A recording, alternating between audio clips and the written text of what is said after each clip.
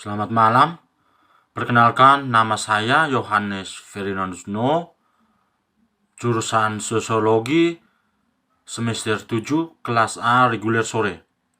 Di sini saya mau menjelaskan mengenai isi buku yang telah saya baca dan telah saya review dengan judul buku di sini yaitu Problem Sosial Kesehatan.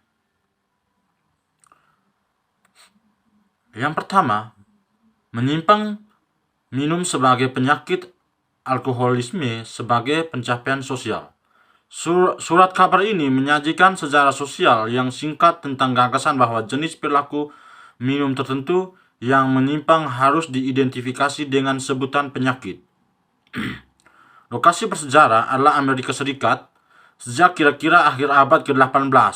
Dalam buku ini mendefinisikan bahwa perilaku seperti itu adalah penyakit sebagai konstruksi sosial dan politik. Studi mengomel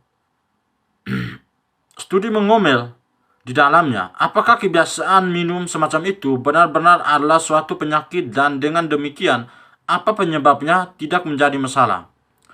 Analisis akan menelusuri hubungan antara ide-ide dan struktur sosial yang tampaknya mendukung atau sendiri. Penelitian ini adalah penyelidikan tentang basis-basis sosial dari penegasan tentang perilaku minum. Yang berikutnya klarifikasi masalahnya. Bagi orang-orang yang mengatasi problem akibat alkohol, perdebatan tentang kecanduan alkohol sebagai suatu penyakit merupakan hal yang membosankan dan akademis. Lagi pula, jika seorang bekerja di klinik rumah sakit untuk mengobati pecandu alkohol, berarti alkoholisme adalah suatu penyakit. Akan tetapi, apakah suatu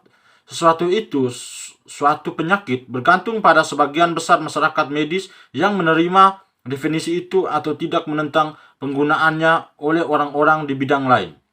Karena para dokter merupakan profesi penyembuhan yang dominan dalam kebanyakan masyarakat industri.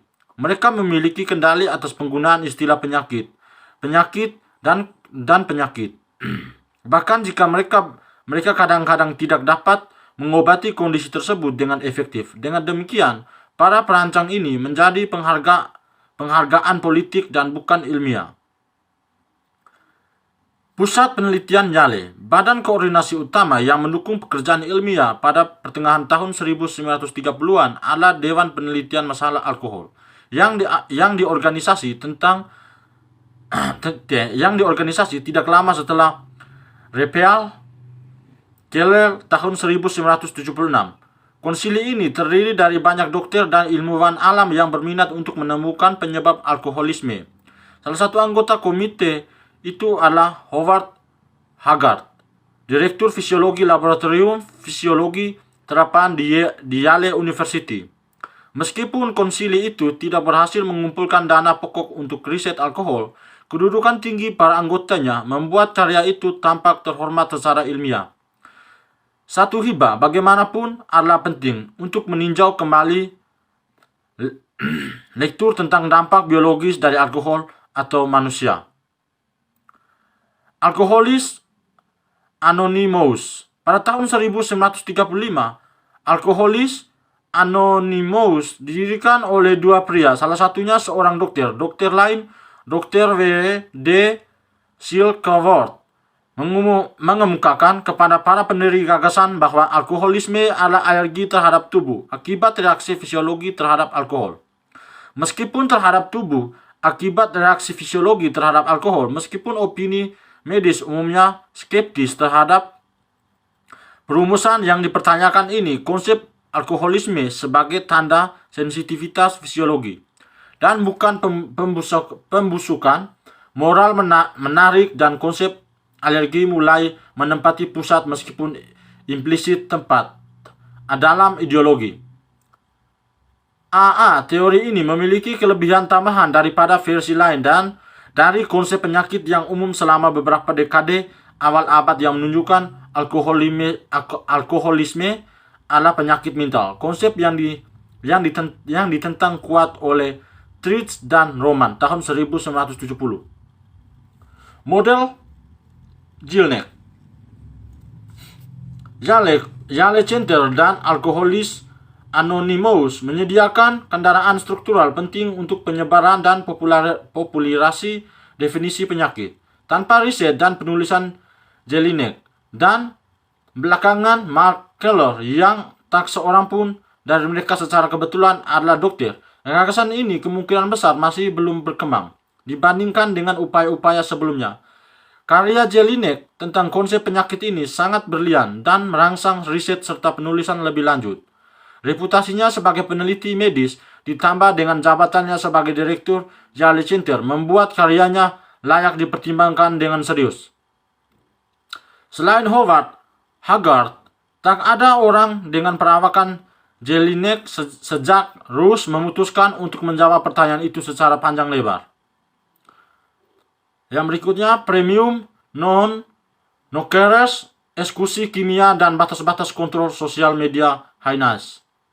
Pada pagi hari tanggal 7 Desember 1982, negara bagian Texas menghukum mati Charlie Brooks dengan menyuntikkan campuran obat penenang, relaksan otot, dan zat pelumpuh. Dia adalah terpidana pertama dalam sejarah mati oleh suntikan mematikan daripada dengan metode yang lebih tua tergantung listrik, gas mematikan, atau regu tembak. Pada waktu kematian Brooks, lima negara bagian telah secara resmi menerapkan metode ini untuk mengeksekusi para tahanan, tetapi total 17 negara bagian telah membuat ketentuan serupa. Hukuman mati dengan suntikan mematikan telah menjadi subjek perdebatan moral dan emosional yang intens karena menggunakan apa yang biasanya dianggap sebagai teknologi penyembuhan untuk sebaliknya membunuh orang. Para pendukung hukuman mati dan horor para penentangnya, injeksi tampaknya membuat eksekusi lebih menyenangkan bagi orang yang menemukan metode lain tidak dapat diterima. Kemunculan injeksi mematikan sebagai teknologi eksekusi. Setiap inovasi modern dalam teknologi hukuman mati, dari guillotine sampai listrik dan kamar gas, memiliki asal-usulnya dalam kekhawatiran bahwa metode yang ada gagal memberikan kematian cepat dan relatif tidak menyakitkan. Kekhawatiran seperti itu terhadap kematian dengan cara digantung membuat seorang dokter di New York mengusulkan pada tahun 1888 bahwa para penjahat yang dihukum mati dibunuh dengan morfin. Injeksi juga secara resmi dipertimbangkan dan ditolak oleh Komisi Kerajaan Inggris pada akhir 1980-an dan awal 1950-an. Rekomendasi berikutnya yang dipublikasikan secara luas untuk eksekusi kimia datang dari Gubernur California Ronald Reagan. Reagan menyamakan eksekusi mati para penjahat dengan permusnahan seekor kuda yang terluka, yang kalau begitu tindakan sederhana oleh seorang dokter hewan memungkinkan tindakannya sederhana oleh seorang dokter hewan memungkinkan pemiliknya menghindari tugas yang tidak menyenangkan untuk menembak binatang itu. Suara konstitusi.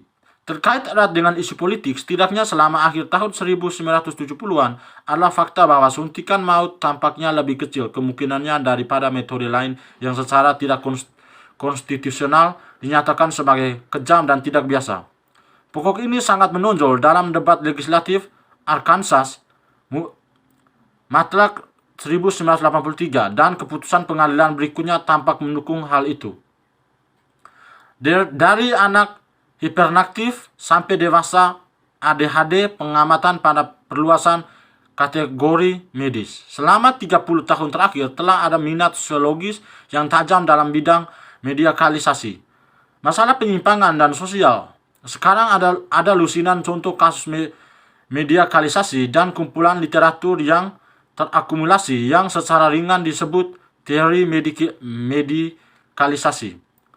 Lihat Williams dan Calnon 1996. Pada titik ini adalah penting untuk membangun di atas korpus pengetahuan ini untuk memahami dengan lebih baik aspek-aspek yang berbeda dan medikalisasi. Hiperaktivitas di tahun 1970-an.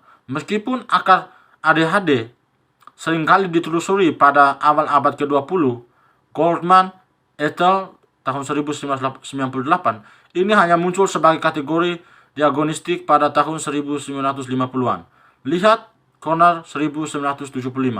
Disebut pada berbagai waktu difungsi otak minimum, MMBD, hipersindroma aktif, hiperkinesis, gangguan hiperaktif pada masa kanak-kanak. Di antara beberapa kategori di diagonis lainnya, meskipun ada sedikit perbedaan di antara kategori.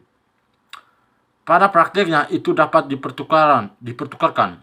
Pengaturan hiperaktivitas dan MMBD biasanya digunakan.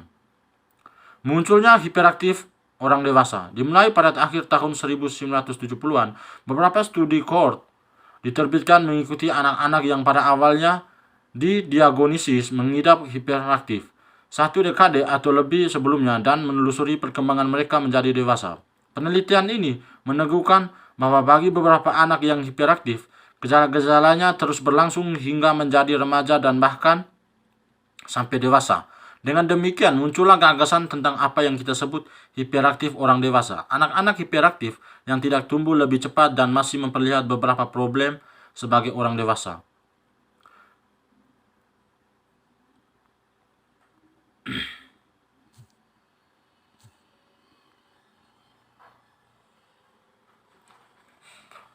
Mungkin itu saja hasil dari pembuatan video ini. Apabila ada kekurangan mohon dimaklumi, dan bila teman-teman kurang memahami bisa